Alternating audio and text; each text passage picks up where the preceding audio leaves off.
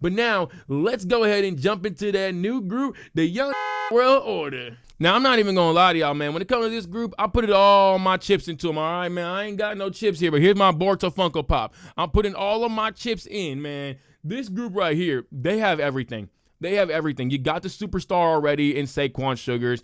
Dion Lennox looks like just a natural on the mic. Osiris Griffin, I have a lot of belief in. He gives off that menacing aura. Cutler James is the guy I'm a bit worried about. I think he might get lost a bit in the sauce, but you never know, man. Maybe he might show us something. I think, though, just being led by Saquon Sugars, if he is the leader, or if there's like no leader and they're all just kind of like how the Shield were, that might be the best way to go about it. Instead of having them be led by Saquon, he should be kind of like that more Dean Ambrose with the Shield kind, where he spoke the most on the mic because he was the most natural on the mic, but we all knew that these guys were equal to each other.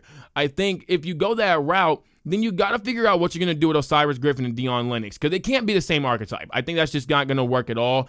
You got to have Dion Lennox probably be more of the athletic powerhouse, and then have Osiris Griffin be more of the Roman Reigns, just straight powerhouse type. If Cutler James is a lot more technical, I like that as well. And Osiris Griffin, you just let him just shine. You let that guy just do his thing in the ring, and you allow him just to be the star that he is. I don't think he should get held back in the way that Swerve Strickland was held back with Hit Row, where Top Dollar and Asante the Adonis and B-Fab just were nowhere near Swerve's level in terms of literally anything.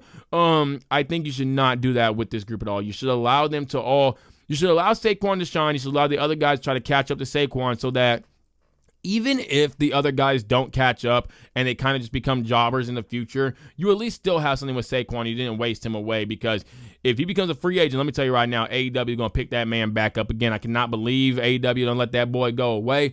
I don't know how you actually allow that to happen. AEW, that one is definitely a fumble right there. The same way WWE fumbled Tony Storm is the same way that AEW fumbled Saquon Sugars. And my goodness, was this a big fumble, because this guy right now could be on the main roster. I think he could be a mid-card star. I think you could put that belt onto him. I think you could put this guy into like the World Championship pictures. I'm being so serious when I say this. I would rather see Saquon Sugars versus Jey Uso. I would rather see Saquon Sugars versus Gunther. I would rather see Saquon Sugars with the dang World Heavyweight Championship than Gunther. I would rather see Cody Rhodes versus Saquon Sugars than Cody Rhodes versus John Cena. I'm just going to be real with you. This guy is he's just that dang good. Watch this guy and you know what I'm saying. Allow this guy to be a solo star, or even just allow him to catch the fire that I think he's going to catch in like the next year. He's going to be the star of the group. He's going to be the guy that goes on to be a multi-time world champion, multi-time mid-card champion. But I think right now what should be utilized with this group is, what am I thinking of? What's the word I'm looking of? Changing tag teams, because you're not going to be able to find other four-man groups to be able to do a 4v4 with. You can find some 3v3s as well, but I think the changing tag team is really going to work for this group, where you have Saquon and Dion, Saquon and Cutler, Saquon and Osiris and Dion, and etc., etc., etc. Y'all get, I was going to do the whole thing, but y'all get exactly how it should go. I think that's what should happen with this group. I think it'd be best because it allows each of the guys to get shown off while still having the other guys, not get completely lost, because of the fact that they are still able to be in matches with Saquon, or even in matches with each other, because I would love to see Dion Lennox and Osiris Griffin go against other folks, because it could be similar to how Final Testament was, where you had Karrion Kross with Akam and Razor, and they were two straight powerhouses who had similar styles, but once this group really caught fire, people stopped caring about the fact that, they had two similar powerhouses. So while I said that Osiris and Dion should maybe be different from each other, if the group catches fire, then it doesn't really matter, because everybody's going to love the group. Now, for the future of Dion and Osiris, I think that's where they should, kind of focus on being a bit more individualized and not so carbon copy of each other. But I'm super hyped for this group, man. I think they have everything it takes to really just take NXT by storm. I could see a world where Saquon Sugars dethrones somebody, whether it be Shawn Spears or Obafemi or whoever's holding them dang belts within the next few months. I could see Saquon Sugars dethroning them for those belts. I would love to see a world where Saquon Sugars is the NXT champion. You have Cutler James maybe be like the tag. Maybe Cutler James is a part of like one of the two tag teams, and he's one of the two. Maybe Cutler James is with either Dion Lennox or Osiris Griffin is a much easier way to word that for myself, and they'd have like a tag team, and then one of the other guys gets the North American belt, or one of the guys gets the North American belt, and then the other two form a tag team. I would love to just see these guys kind of be like Undisputed Era, where they're just holding all the gold, and we're just ushering in this new era of Darkstate. Oh gosh, I really hate the name of the group. I'm sorry. It doesn't feel right, man. They really got to change that name. I don't know why they went with Darkstate 4. It's so bad. You can't call him YNWO, though, because Cutler James ain't a YN. He's the exact opposite of a YN, actually. I think he might not. I'm going to be real with you. When somebody in my chat told me that there were 2 football players in the group, I thought that was Jake Elliott for a second from the Philadelphia Eagles. I'm like, oh, this is where you were the entire year. This is why you're missing so many dang kicks during the regular season, because you was over here trying to be a dang wrestler with the YNs. Like, oh my goodness, man. But no, I want to see big things for them, and I also want no leader for this group as well, because I think it'd just be best for them. I don't think like Saquon should be the leader, or Cutler, or Dion, or Osiris, or anybody else. I think they should just be like the Shield, be as even as they possibly can to each other while not holding anybody back. And I also think that if you do go no leader, that maybe the others, because they're not under as much pressure to catch up to a superstar like a Trick Williams or an Obafemi or Mustafa Ali or a Ricky Saints or whoever, maybe then, because they're only having to catch up to Saquon, who, again, he's definitely a natural, but he's not a big superstar in WWE yet. Maybe it's not as much pressure for them to catch up, and they actually are able to catch up. Although when I did list out these potential leaders, I did say that there is a con that if Saquon, who in this one promo already is growing on so many people, if he does become a superstar pretty quickly, does that hurt the rest of the group? Because now you're kind of going into what I said with Trick, Mustafa, Oba, etc., that you're really having to have these guys who maybe aren't ready to catch up to a superstar. So there is that as well. And I'm going to be real, that's basically the same thing for Trick, Oba, and Mustafa. The big con of, because those are my other 3. Like, if there is a potential leader, it's one of those 3. The issue with all those would be that you're having all these guys catch up to a superstar. Now, they all have different kind of cons, because Trick and Mustafa have the con of, if you're dethroning Obafemi, you have to have a generational type run. I don't think Trick can have that. Trick has already had 2 runs. I think people are kind of getting over Trick now. They're probably just done with him. They're like, you know what? We don't really care. He hasn't shown us much over this past year. He didn't really ever show us much when he came in, to be honest.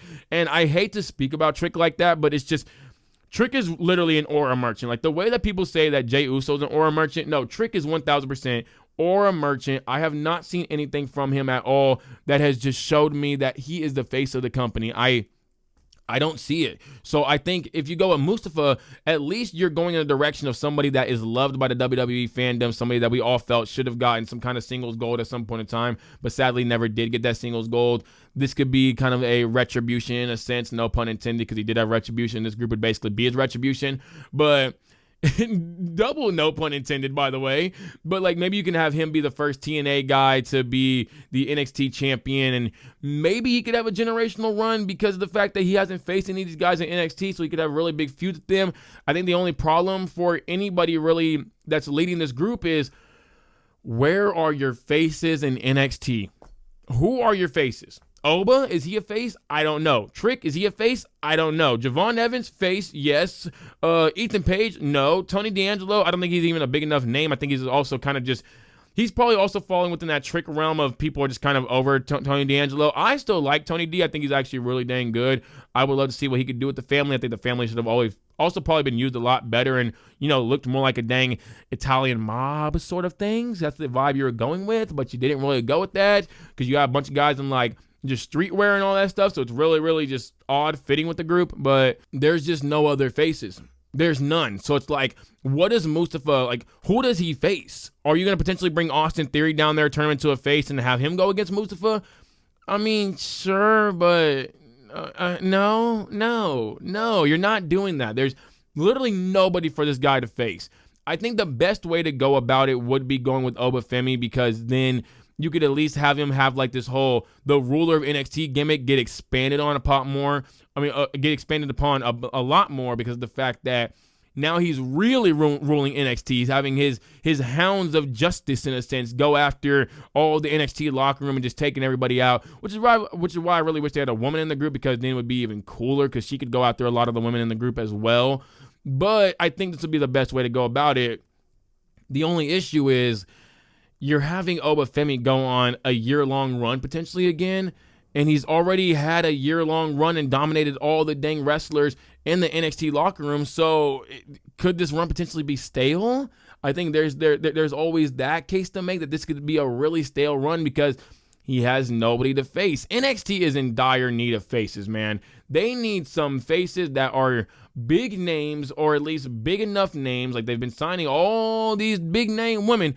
Go around and sign some big name dudes as well, because clearly you need some, man. Ricky Saints, sure, he's there, but he's probably gonna be like the North American champion. You're not really gonna put him up against any of your top guys, because you probably do want Ricky Saints to eventually hold that top belt. So whenever he does go for it, he's likely gonna be getting it. So you can't really push Ricky versus Mustafa or Ricky versus Trick or Ricky versus Oba anytime soon, because you're gonna have him dethrone one of those guys.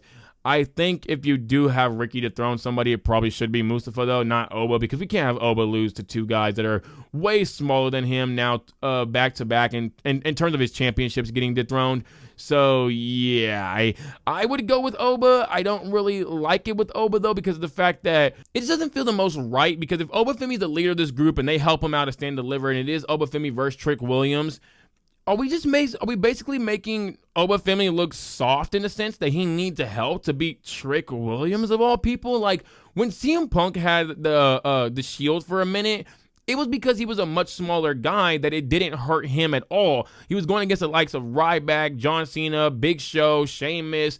So these much bigger guys than him, it made sense for a smaller dude like CM Punk to have the Shield. For Obafemi, who is bigger than me and I am 6'3", it doesn't make any sense for this guy to have them. He's also much bigger than me in body size too. I'm a lot smaller. So it's like, I don't really like that for Obafemi. I feel like Obafemi should just be on his own. I feel like the YNWO should be on their own. I don't think they should be led by Trick Williams, because I don't think Trick Williams is going to have a generational run. Mustafa Ali, I do like the thought of it, because then you could eventually lead to like a War Games type thing. You could like lead to like a War Games type thing where Mustafa and the YNWO versus like the heroes of NXT or something like that. You could go that way. I would just probably go with these guys being led by nobody.